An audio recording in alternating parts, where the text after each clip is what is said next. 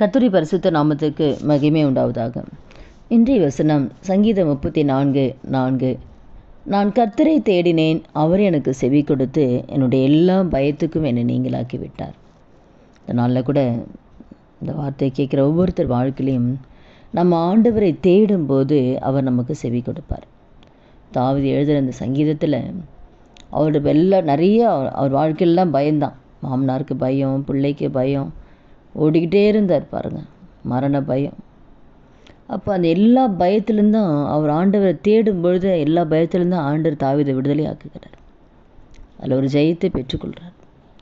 அப்போ அதனால தான் அந்த சங்கீதத்தை அவர் எழுதியிருக்கார். அப்போது நம்முடைய வாழ்க்கையில் கூட நம்ம எந்த பாதையில் கடந்து போனாலும் ஆண்டவரை மாத்திரம் நம்ம தேடும்போது ஆண்டவர் நமக்கு செவி கொடுப்பார். நம்முடைய பிரச்சனைகள், நம்முடைய வேதனைகள், கவலைகள் எல்லாத்தையும் ஆண்டவர் பார்க்குறார். அப்போ எல்லா பயம் போட்டிருக்கு. வியாதி குறித்த ஒரு பயமாக இருக்கலாம், டாக்டரால் கைவிடப்பட்ட நிலையில் இருக்கலாம், இல்லை கடன் பிரச்சனை குறித்த ஒரு பயமாக இருக்கலாம், பிள்ளைகளுடைய எதிர்காலத்தை குறித்த ஒரு பயமாக இருக்கலாம், பிள்ளைகளுடைய திருமணக்காரில் அடக்கலைன்ற ஒரு பயமாக இருக்கலாம். அப்போ பிள்ளைகளுடைய வாழ்க்கை சரியில்லையே, பிள்ளைகளுடைய தவறான பாதையில் போயிடுங்களா, அந்த பிள்ளைகளை எப்படி மீட்டெடுப்பது, இந்த பிள்ளைகளுடைய எதிர்காலம் எப்படி இருக்கும் என்று சொல்லி எந்தெந்த காரெல்லாம் இறுதி கலக்கத்தோடு பயத்தோடு இருக்கிறதோ அந்த எல்லா பயத்திலிருந்து ஆண்டவர் விடுதலையாக்கி கொடுப்பார். அப்போ நம்ம என்ன செய்யணும்னா அவரை நோக்கி பார்க்கணும். எல்லா சூழ்நிலையுமே அவரை மாத்திரம் தேடணும். தேடி நம்முடைய வாழ்க்கை ஆண்டோடைய கருத்தில் ஒப்பு கொடுக்கும்போது நிச்சயமாக நம்முடைய வாழ்க்கையில் இருக்கிற எல்லா பயத்திலிருந்து ஆண்டவர் விடுதலை கொடுப்பார். நீங்கள் எந்த சொல்லி வெட்கப்பட்டு போக மாட்டீங்க. அவர்கள் அவரை நோக்கி பார்த்து பிரகாசம் அடைந்தார்கள், அவர்கள் முகங்கள் வெட்கப்படவில்லை.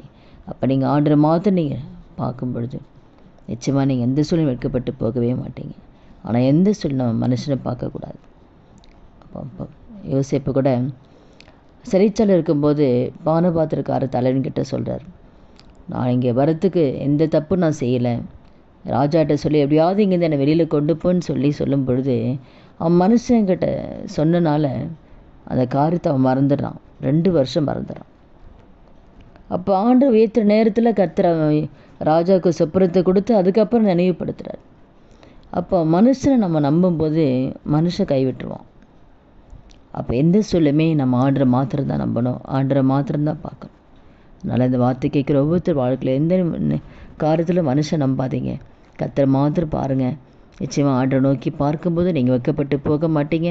உங்கள் வாழ்க்கையில் இருக்கிற கலக்கல் பயங்கள்லாம் கர்த்தர் மாற்றி உங்கள் வாழ்க்கையில் அற்புதத்தை செய்வார். ஜெபிக்கலாமா? துதிகள் மத்தியில் வாசம் செய்ய நல்ல தகப்பனை இயேசுவின் நாமத்தில் சமூகத்தில் வருகிறோம்.